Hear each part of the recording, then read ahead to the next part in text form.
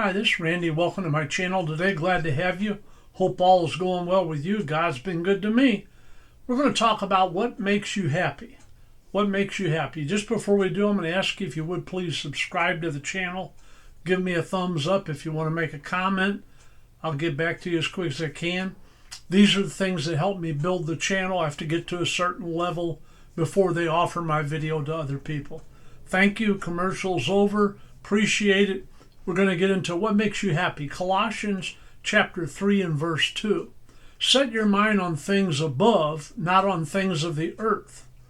Too many times we get so caught up with everything in life and everything that's going on in life, we don't take time to smell the roses. We don't take time to enjoy our life. We don't take time to think about what really makes you happy. So many times we get caught up with life and trying to get things, we forget what life's really about. It's about serving the Lord. It's about being happy. The Lord wants you to be in joy, to be in happiness, not to go around beat down all the time, always discouraged, always a cloud hanging over your head. Nothing good ever happens to me. You only live so long on this earth. Compare, if you live to be 100, compare that to eternity. All right? No comparison. All right? So you're only here for a short amount of time. You spend 1/3 of that time in bed sleeping. 8 hours. You're supposed to sleep 8 hours a day. Some people sleep more, some sleep less, but that's what you're supposed to do. So 1/3 of your life's already covered with sleeping. Don't waste the rest of the life that you have trying to make yourself happy. You're always chasing the almighty dollar. If I can just get this, if I can just get that. I was a bivocational pastor. And when I pastored, I worked a job full time. And I worked between 50 and 62 hours a week every week.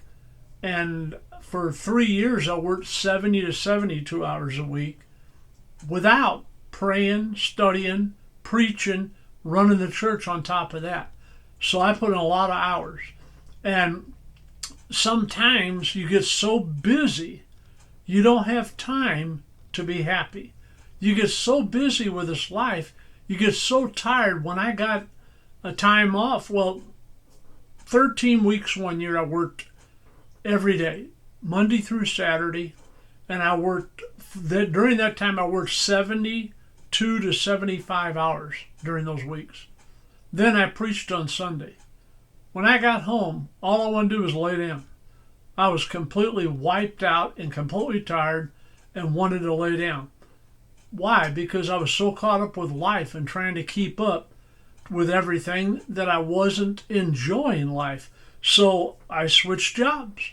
And I went to my employer and gave him an opportunity to cut my hours, hire somebody to help me out. And they didn't want to do it. We need you here. You're the best at what you do. We're not going to hire nobody else. You do it.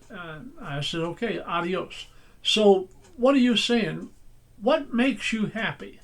Is it the almighty dollar and the more you can buy? You buy this item and you think you're going to be happy, then you buy another item. I've ran into people that they keep buying and buying and buying, and it gives them a thrill for one day or a few hours. Then the bill comes in the mail. Not so happy no more. So we need to realize that we need to be chasing the Lord and being happy, not chasing the almighty dollar and how much can we gain material-wise. Because you came into the world with nothing, you're going to leave with nothing. So why worry about trying to keep up with the Joneses? You ought to be able to enjoy life. When we stand before God, He's not going to judge us on you had the best house in the county you lived in. You had the most money in the bank in the county you lived in. You drove the best BMW or Mercedes-Benz or Cadillac Escalade. That stuff means nothing to God. When you stand before God on Judgment Day, He's not going to judge you on how well you did financially in this life. And the prosperity gospel's out of the pits of hell. That's not nowhere near being the truth of what God wants for your life. All right? What did the young rich boy that went to the Lord said, what must I do to be saved? The Lord told him, well, follow the commandments. This I've done from my youth up. All right? Sell all you have and give it to the poor. What did he do? He went away very disappointed because he was very rich. Why? Because the Lord's not telling us that you have to have the best of everything. I don't have to have the best of everything. Paul said, be content in all things. How can you be content in all things if you're never happy and you're never satisfied? Then you'll keep buying. I've known people that went into debt and further in debt and further in debt, and they told me, I thought if I bought this car, I'd be happy. I thought if I bought this living room set and this new kitchen set, we'd be happy. They're looking for something constantly. You need to be looking for the Lord to give you true happiness. All right? Live for the Lord. And what makes you happy? Is it the almighty dollar? Or is it having peace of mind and being around your family and having things to do on this earth? All right? One thing that's very precious is family time. Having family barbecues, Thanksgiving dinner, Christmas dinner. We should get together more than 2 or 3 times a year. Some families, most families, don't get together only at a funeral or wedding. It takes a funeral or wedding to bring them all together. And they'll say, well, it seems like the only time we get together is a funeral or wedding. Sure like to get together. But when you call them and ask them to do a family barbecue, oh, I got this going on, I got that going on. We need to realize what's most important in our life, all right? We would like we like people to be happy, but to be happy, you have to have the Lord in your heart and live the way God wants you to live. Paul told us to be content in all things. You can't be content if you're upset because you don't have this, or you don't have that, or you don't have this. All right? 2 things I've never desired in my entire life was to be rich or famous. Neither one. I'm successful. I didn't become rich, and I didn't become famous. So I achieved what I want to achieve in life. Family means more to me, and church family means a lot to me right behind my own family. That's more important to me than the almighty dollar and all that. I've been driven Mopars for over 42 years. For those that don't know what Mopars are, it's Chrysler products. Chrysler, Dodge, Ram, Jeep. I've driven them for over 42 years.